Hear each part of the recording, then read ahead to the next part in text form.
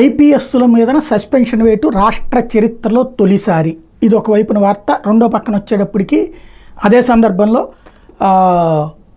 ఇప్పుడు వాళ్ళు ఏం చేస్తారు, ఖచ్చితంగా క్యాట్కి వెళ్తారు, ఏదైతే సెంట్రల్ అడ్మినిస్ట్రేటివ్ ట్రిబ్యునల్కి పోతారు. అక్కడ సాధారణంగా వీళ్ళకి సంబంధించి ప్రొసీజర్ పాటించారా లేదా, ఒక అరెస్ట్లో ప్రొసీజర్ ఏంటయ్యా అంటే కోర్టులో ప్రొడ్యూస్ చేశారా లేదా, కోర్టు నుంచి వారెంట్ తీసుకున్నారా లేదా, అక్కడికి వెళ్ళి అక్కడ లోకల్ పోలీసులకు ఇన్ఫామ్ చేశారు లేదా, అక్కడ కోర్టులో ప్రొడ్యూస్ చేశారు లేదా, ఈ ప్రొసీజర్ అంతా వీళ్ళు ఫాలో అయ్యారు. ఎందుకంటే అడిషనల్ డీజీ ర్యాంక్ అధికారితో పాటు ఐపీఎస్లో ఉన్నారు కాబట్టి ఆటోమేటిక్గా ఫాలో అయ్యారు. అదంతా వీళ్ళు చెప్తారు. అయితే ఒకరోజు ముందు విమానం టికెట్లు బుక్ చేశారంటే దీని వెనకాల మాలిఫైడ్ ఇంటెన్షన్ ఉందని ప్రభుత్వం వాదిస్తుంది. దాంట్లో ఏది అన్నదాని ఆధారంగా అక్కడ తీర్పిస్తుంది ట్రిబ్యునల్.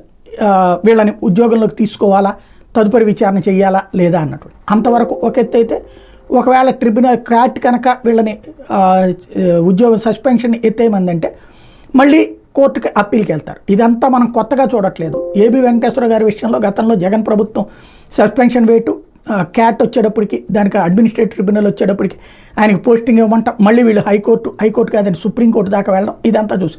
కాబట్టి ఈ 5 ఏళ్ళు వీళ్ళు ఈ సఫర్ అవ్వాల్సిన పరిస్థితి అయితే ఉంటుంది.